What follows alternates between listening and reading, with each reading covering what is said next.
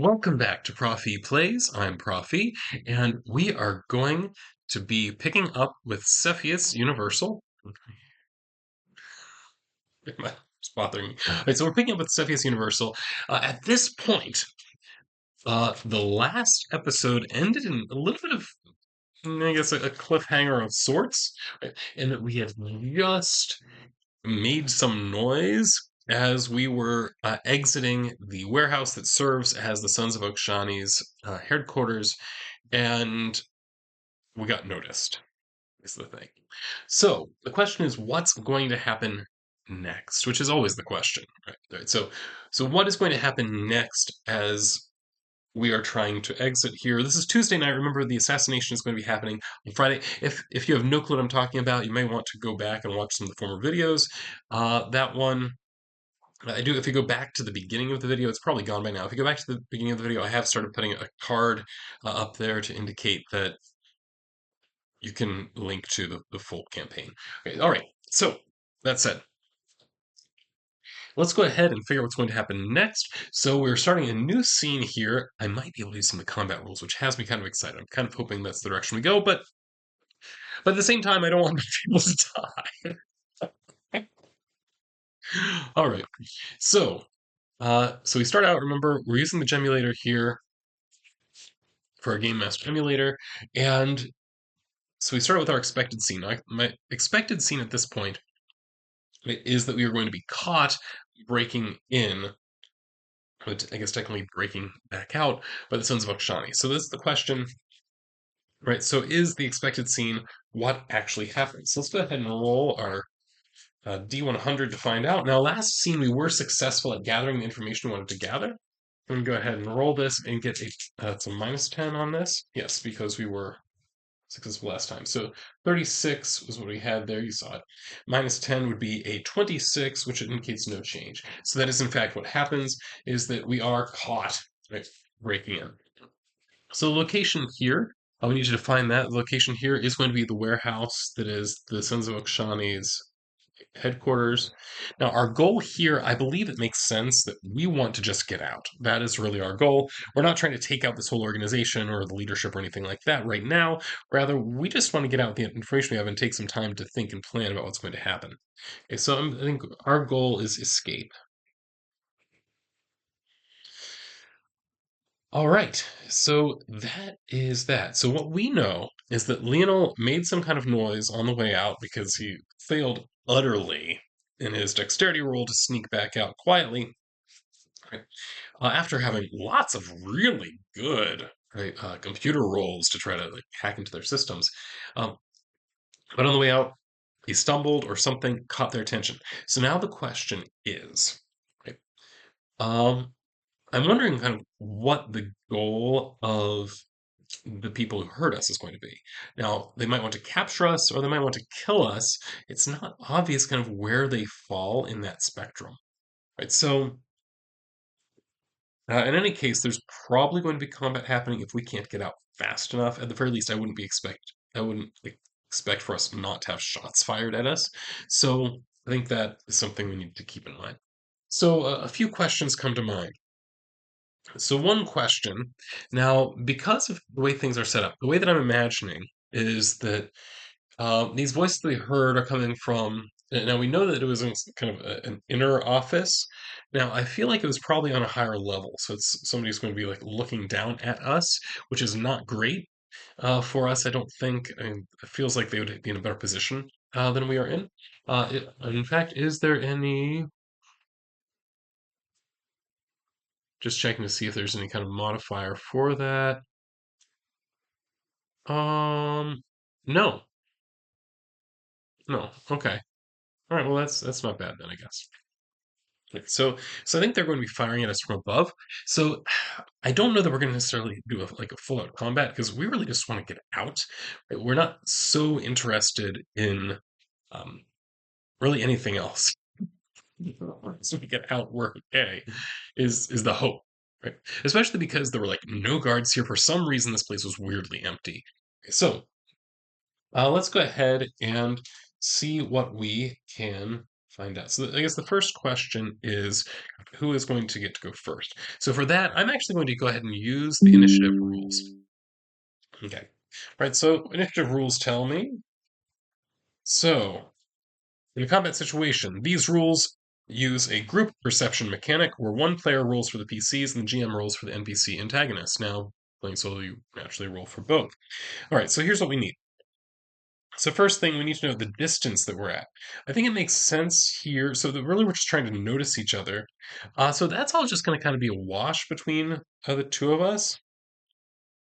And so I don't know that it's going to make a big difference here.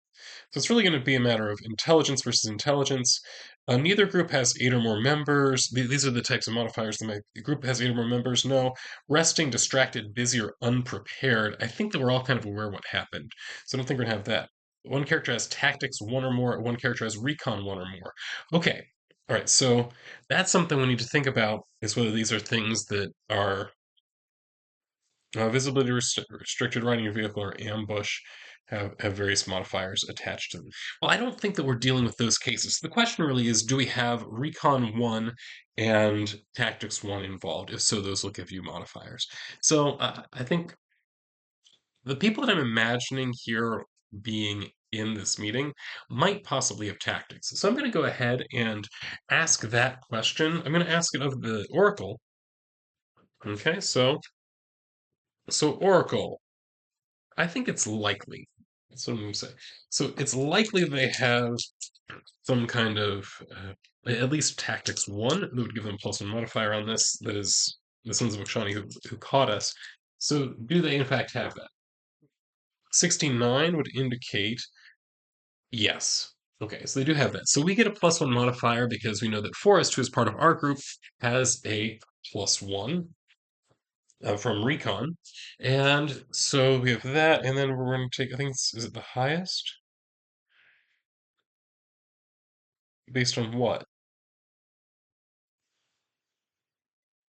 Okay, it doesn't immediately tell us, interestingly enough. Huh. This is an average intelligence group perception roll for the PCs. Well, okay, what are group rolls? I need to go back and review that concept, perhaps. Group checks are not immediately listed. That's kind of odd. How 59? It's something that I don't recall off the top of my head.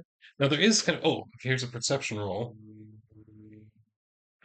which is just an econ roll adding the int modifier. Okay.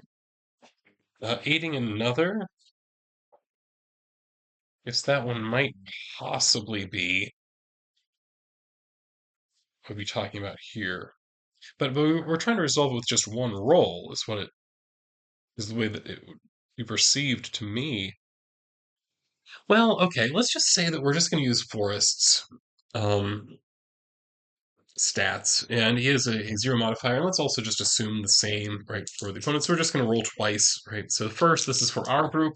Our group gets a 6+1 for the recon, so that would be a total of 7. And then for the opponents, 12 plus 1 to 13. Well, it's obvious, right, who gets to go first. Right, so I'm going to say, now, from this, I don't know that our opponents care that much about kill or capture at this point. What they really want to do, though, is make sure that we don't escape. That's really it. Whether we're dead or alive at the end of the day, I don't think matters that much to them. Right? So I think that they are just going to take shots at us, is really what it comes down to. And I'm going to make the assumption here that they have laser pistols, and also they probably have some kind of gun combat ability. That seems very likely. So the question is, what level is that gun combat ability at? Right now, I'm going to say, and we know there's a conversation happening, so sensibly there'd be at least 2. So let's see. I'm just going to do another oracle roll. So we're trying to figure out how many combatants there are. Let's see if there's a... Okay, I'm going to do a couple things. So one, disposition. 9. Hostile. So that indicates to me that they're shooting to kill at this point. So that's how we'll interpret that. Now, in terms of the number involved, now there isn't a specific oracle related to that. So I'm just going to ask the question, right? Are there more than two? Right. So I'm just going to say this is unknown. I really don't know. Okay. 58 would indicate yes, but. So yes, but. So there are more than two, but not many more than two. So I think it makes sense there are three of them. So the three of them are going to get their shots off, firing at us. So we need to apply the various modifiers. I also need to get skill level. I'm just going to make life easy and assume they all have the same skill level. Okay. Right, so what is that skill level going to be? I'm just going to roll a d6 here, and I'm going to treat it as a d3. So divide by 2, round up. So they're all level 3. So they're all three of them are very good marks as far as that goes. Now, in terms of who are they going to be choosing to aim at, that's an interesting question. So I think the most obvious thing would be if I were the person who made the noise. I mean, that's the clearer thing to do. Okay. Now, the distance that we're at, now they are shooting from above, so it makes sense to me that they are probably at a medium range, which would be good for shotguns, not so great if they are dealing with laser pistols, which I think is the most likely thing given the weapons that I'm seeing around here. So I think that they have laser pistols is what they're firing, so they are one out of what their range is supposed to be. So that being that they're one beyond their range band, that's it. So, what do we need to do? So for gunfire, first thing we add the dexterity modifier as a DM, is what it says. So I'm just going to make the assumption that's 0. Right? Then we naturally get our gun combat, so we get a +3 from that. We are 1 beyond our range band, so -2, so they're at a +1 right now. We're not at point blank range. We're not spending a bunch of time aiming or anything like that. Looking at the target's moving. That is true. So that'd be another -1. Is the target in some kind of partial cover? I mean, that makes sense. That we'd be dodging around behind boxes and that kind of thing. So it's going to make it harder for them to hit us. So we might actually be at a -3 here, which would be very good for us as far as that goes, because that'd make it much less likely we'd get hit. Yeah. So here's the question. I want to know how far are we, right, from the door that we can escape? Because I think that that's really the way to handle this at this point, is to figure out how many shots did they get off, right? Since we're not interested in hanging around for a firefight at this point. So to find the number of rounds, I think it's most likely, since we are just kind of mad dashing for the door, um, I think I'm going to also treat this as a D3 roll. Okay, so we have 2 rounds. So they're going to get a total of 6 shots at us. All right. So, and then we'll just kind of see what happens. Things may change as things go on. After all, if somebody gets taken out or something like that, we'll have to modify our strategy. Right. So, first shot. Now, remember, we're adding together all these modifiers. I think they ended up at a -3. I think was the way things work. So we started a plus. Okay, I need to run through it again. So +3, Dex is a +0, minus. So you get a minus. So +3, -2, so +1, minus another one for moving. Okay, so that wipes that out. So we're actually at a -3 because of being in cover. All right. Yep, that seems right. So we're at a -3. So really, it's just an 11 or 12 that's going to hit because you need 8 or more. So we're going to roll 6 times total, and they are trying to aim, if at all possible, toward the one who caused the problem. That'd be Leo. First shot is clear miss for. Next shot, barely a miss, right? But a miss. Third shot, also a miss. Thanks to the -3. Thanks to the -3, that's a 0 even. It's a 1. I think that's a total of 4 shots. 2 more to go. All right, so we escaped. Right. Okay. All right, so they had a total of, because we're kind of dodging in and out amongst boxes, that made it relatively difficult for them to try and actually hit us. Right, so that being the case, right, they took off 6 shots from their laser pistols before we all managed to get out the door, and we were going to head out from here. So we did actually manage to escape, so I'm very happy with that. Right, so escape, so I'm going to check mark here. And that is just we dashed for the door. got out unscathed. All right. Right. So at this point, okay, so what we know. So let's kind of review our information, think about what our next step is in terms of our expected scene. And I don't think I'm going to play out this next scene just in the interest of time. Right. So what we have learned so far, right, we know both the name and the face of of Marisol Mays, who is the expected assassin. Right, we also have the specific location in City Hall, specifically it's the mayor's dining room, is where we believe the assassination is going to take place right around noon. Right, so this is really going to be it's going to happen in effect during lunch. Right, so that is what has happened so far. So what we really want to do at this point, I'd like for us in the next scene to try to gather more information about this Marisol maze. So that is the expected scene that I will be writing down. So it's where we'll pick up next time. And I drop my pencil, so I'll do it after I stop recording. All right. Uh, so gathering more information about Marisol maze is our goal in hopes that we can possibly use this to stop the plot. Now, this is something that I don't think it would make sense. And I think I mentioned this in the previous video. I don't think it makes sense for us to try to like get to them before noon on Friday, or at least not much before, simply because that at the moment there's too much time for them to implement a plan B, right? So we want to make sure they have as little time as possible to implement a plan B, and that means intervening right around very close to that point when the assassination is supposed to occur. So I think there's going to be a little bit of waiting time, and in that waiting time, that's where we're going to do some research on this person, see if potentially maybe there might be another way that we can prevent them from carrying out this plot.